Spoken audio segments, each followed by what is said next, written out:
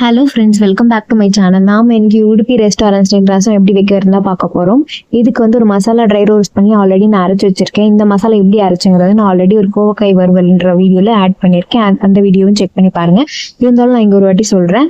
தனியா 2 table spoon, சீரகம் 2 table spoon, வெந்தயம், கருவேப்பிலை, காஞ்ச மிளகாய் தேவையான அளவு எடுத்து ட்ரை ரோஸ்ட் பண்ணி அரைச்சி வச்சுக்கோங்க. கூடவே மிளகு, பூண்டு, தக்காளி, பெருங்காயம் இதெல்லாம் சேர்த்து அரைச்சிங்கன்னா அவ்வளோதான், நம்ம மசாலா ரெடி ஆயிடுச்சு. இப்போ நம்ம ரசம் தாளிச்சிடலாம். அதுக்கு ஒரு அடிகனமான பாத்திரத்தில் 2 டேபிள் ஸ்பூன் எண்ணெய் ஊற்றி தாளிப்புக்கு சீரகம், கருவேப்பிலை, காஞ்ச மிளகா 2 போட்டு இந்த அரைச்சி வச்சிருக்க பேஸ்ட்டையும் ஆட் பண்ணி நல்லா வதக்கி வச்சுக்கிறோம். பச்சை வாசனை போகணும். இந்த பேஸ்ட்டுக்கு பச்சை வாசனை போன வரைக்கும் நல்லா வதக்கிட்டதுக்கு அப்புறமா ஒரு எலுமிச்சம்பழம் சைஸ் புளியை கரைச்சி வச்சிருக்கேன். அதையும் நான் இந்த ஸ்டேஜ்ல ஆட் பண்ணிக்கிறேன்.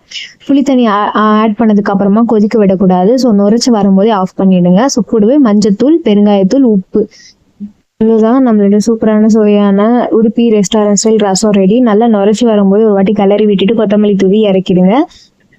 இந்த மாதிரி ஒரு வாட்டியாச்சும் ரசம் வீட்டில் ட்ரை பண்ணி பாருங்க. நெக்ஸ்ட் டைம் நீங்களே அடிக்கடி இந்த மாதிரி செய்ய ஆரம்பிச்சிருவீங்க. அந்த அளவுக்கு டேஸ்ட் சூப்பரா இருக்கும். அவ்வளவுதான். நெக்ஸ்ட் ஒரு சூப்பரான வீடியோல பார்க்கலாம். நம்ம சேனலை ஃபாலோ பண்ணாம இருந்தீங்கன்னா ப்ளீஸ் சப்ஸ்கிரைப் பண்ணி ஃபாலோ பண்ணி சப்போர்ட் பண்ணுங்க. பாய்.